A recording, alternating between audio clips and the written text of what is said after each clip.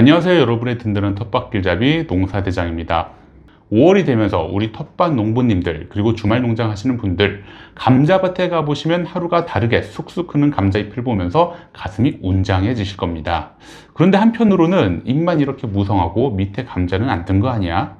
꽃이 폈는데 이것 따줘야 영양분이 밑으로 간다던데 하면서 가위 하나 들고 밭에서 서성이는 분들 분명히 계실 거라고 생각을 합니다.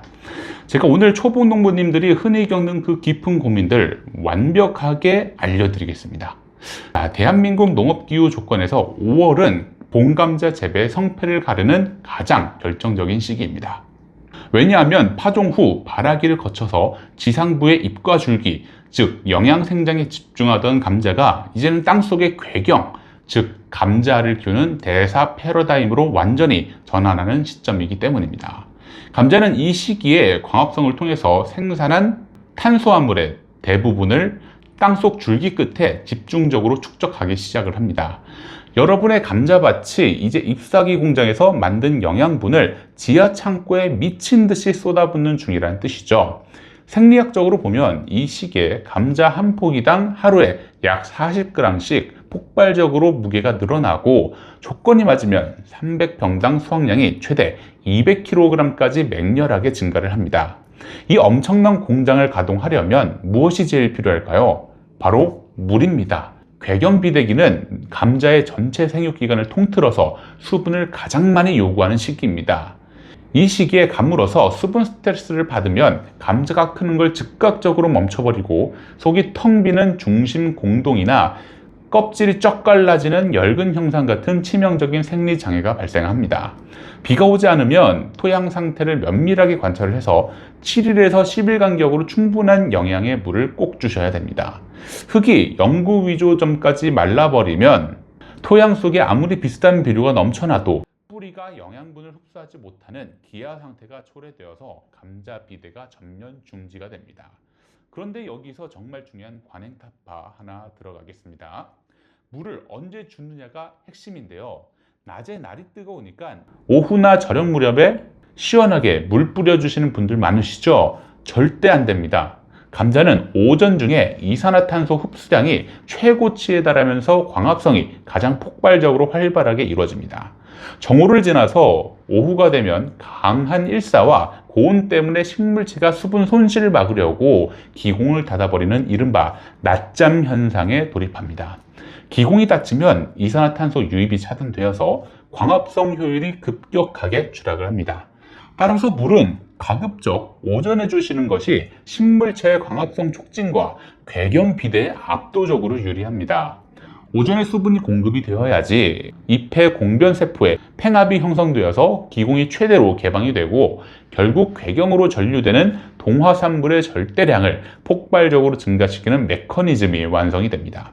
그리고 두 번째 비법, 영양관리로 넘어가 볼까요? 감자가 막 크기 시작하니까 욕심이 나셔서 요소비료 같은 질소질 비료만 듬뿍 주시는 분들이 꼭 계십니다.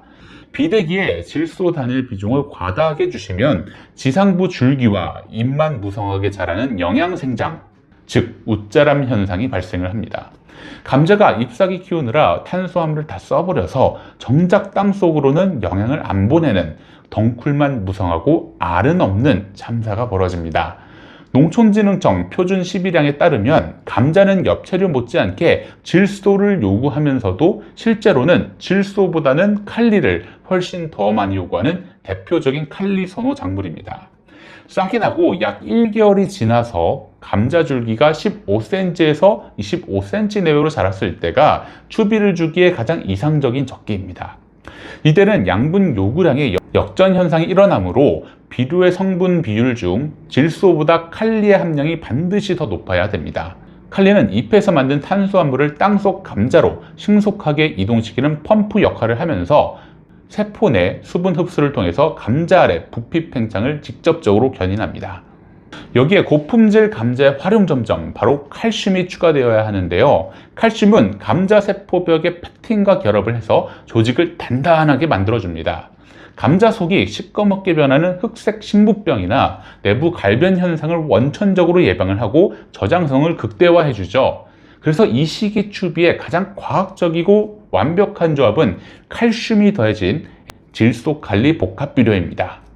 이와 더불어서 텃밭을 건강하게 가꾸고 화학 비료를 사용을 줄이고자 하시는 친환경 농부님들께서는 아미노산과 필수 무기물이 풍부하게 배합된 뿌리커 같은 유기농 자재를 관주 처리나 연면 시비를 병행해 주시면 땅심도 살아나고 감자 알맹이도 튼실하게 키울 수가 있습니다.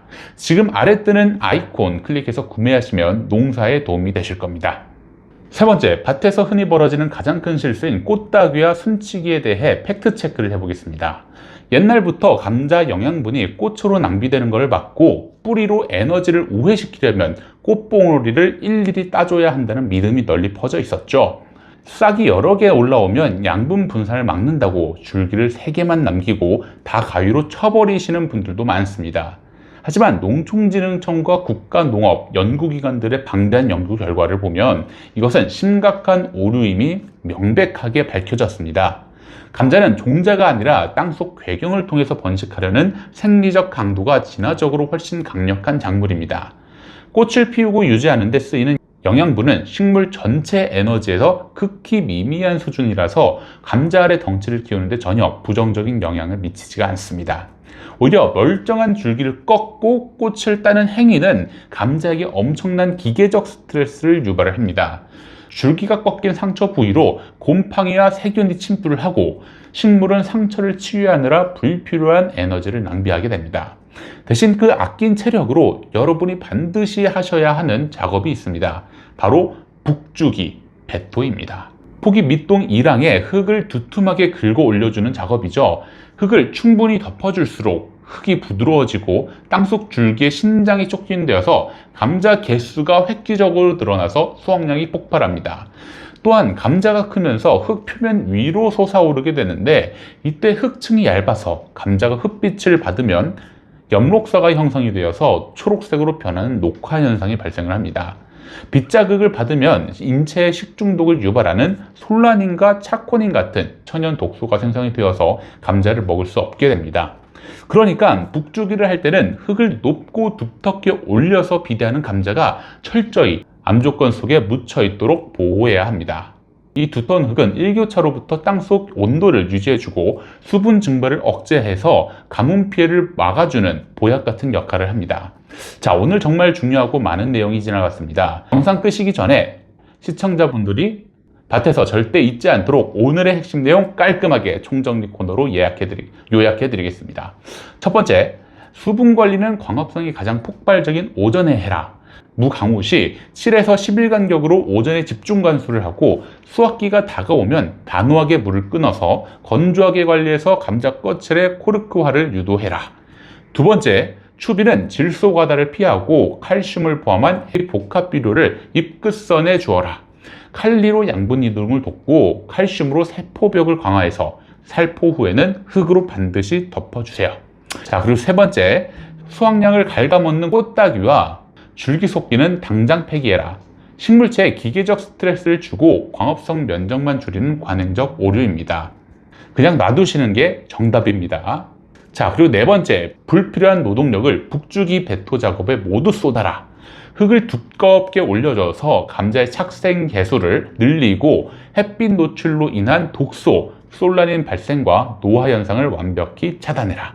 자, 영상을 보시다가 본인의 밭 상황에 대해 궁금한 점이 생겼거나 더 자세한 조언이 필요하시다면 주저하지 마시고 영상 아래 댓글로 남겨주세요. 제가 직접 하나하나 꼼꼼히 읽어보고 답변 드리겠습니다. 지금까지 여러분의 든든한 텃밭길잡이 농사대장이었습니다. 감사합니다.